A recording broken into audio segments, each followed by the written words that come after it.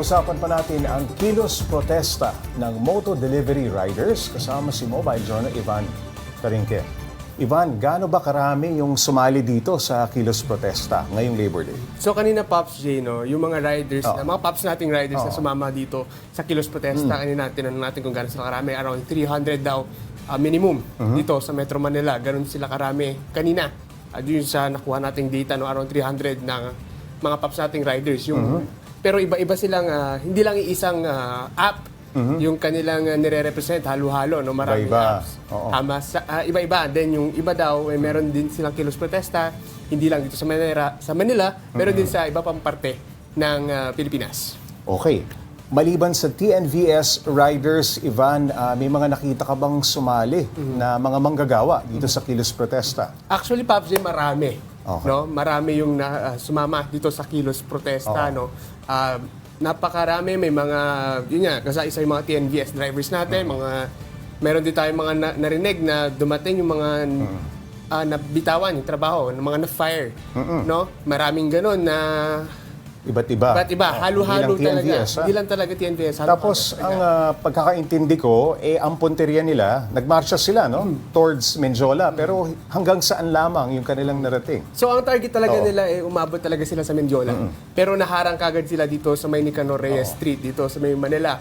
No? At doon na nga sila nagsimula Ng programa. No? Naikwento ba ng mga nakausap mo kung magkano ang average na kinikita ng isang TNVS rider? Tapos, Pops J, ang kwento nila is above average naman daw. Kinikita sa isang araw. Take-home pay yan? Take-home pay. Pero ang problema, ang binabiyahe daw kasi nila is 12 to 16 hours a day. Mahaba. Mahaba ang biyahe. Ano yung mas mataas sa average, Ivan? Para lang magkaroon tayo ng idea. So, Pops J, kasi sa kanila, depende sa booking mo. Meron daw 800. No? Minsan 800. 800. May mga narinig ako na sa 1,200. May mga narinig din ako na kayang umabot ng 3,000. Depende sa gaano kadami yung binyahe ng isang TNVS driver. Ito, Ivan, yung kung susumahin mo halimbawa, yung hinihingi nila na 55 pesos na base fare, tapos 15 pesos per kilometer, magkano ang itataas nito? Magkano ang kikitain nila? Sasapat ba? I'm sure hindi. Lagi sa taas ang bilihin. Tama. Yun nga, Pops J, no? Kung tutuusin, medyo, sa ngayon pa nga lang, medyo... baka hindi pa sila pagbigyan. Baka hindi pa sila pagbigyan dahil nga medyo nasa usapin pa nila yan, no? Pinag-uusapan pa nila, pero yung 55 na base fare, parang kung para sa normal na Pilipino... Ano ba ang base fare ngayon? Ang base fare ngayon is depende sa app kasi, Pops J. So, may mga app na kumukuha ng 50 pesos, pwede ka mag-book ng 50 pesos, 60 pesos. No? So some of them humihiling ng 10 to 15 pesos na dagdag dun sa base fare. Per kilometer na yun, Pops. Okay. So, kunyari, yung base fare is 55, madadaglagan, kunyari, lumagpas itong 1, 2, 3 kilometers, 10 to 15 pesos lang yung madadagdag sa base fare. Okay. So, 70 or 80 pesos. So dagdag 5 piso sa kada kilometro. 10 to 15 10 pesos. to 15. Okay. Yung mga kumpanya may sagot na ba dito sa kahilingan ng mga TNVS riders? Yun nga, Pops, tinanong natin, buti na may nakausap tayong isa na niraise nila itong issue na to doon sa isang app. No? Sa kasamang palad, ang nangyari daw parang natanggal pa siya sa paggamit ng app na yun.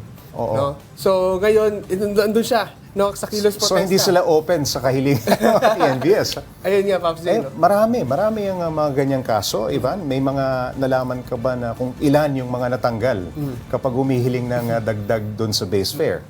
So, Pops, kanina, isa lang yung nakausap natin nagkaroon ng ganung issue, no? So far, isa pa lang. No? Hindi natin alam kung baka marami pang iba or hindi pa talaga napag-uusapan na may mga gantong issue na pag nag-raise ka ng issue, baka yung trabaho mo yung mawala.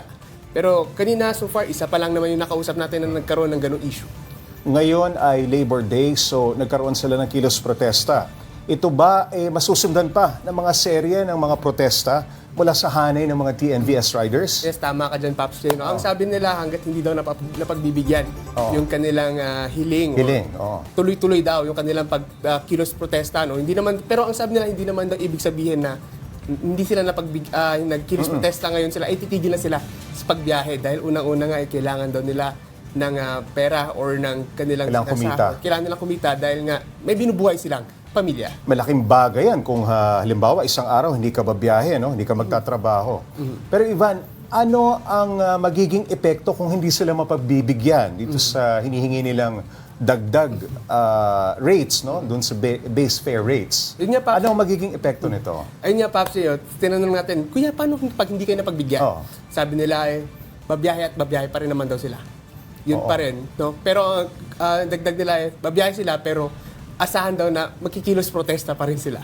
Oo. Yun pa rin ang kanilang sagot dahil nga unang-una, kailangan talaga nila ng kita para nga meron silang pantustos sa kanilang pamilya. Ano ba usually yung sinasabi nila? Bakit sila humihingi ng dagdag singil dito sa base fare? So una, Paps, Ano ba yung mga reasons? Ano yung nararamdaman nila? so parang una nga, Paps, kino-compare kasi nila yung kanilang trabaho sa isang 8-hour na 8-hour workday. No? Yun nga sinasabi nila, kumikita man sila ng 1 to or 2,000 sa isang araw, ang binabiyahe naman nila 12 to 16 hours. Mas mahaba. Mas mahaba, mas Working pagod. hours.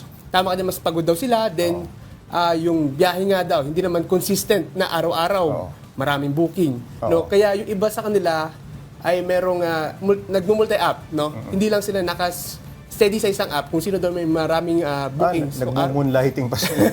Yun yan, Paps. Oo. Yan, kung saan mas may maraming booking, doon yung ginagamit nilang app. Alright, maraming salamat. Mobile Giorno Ivan Tarinque.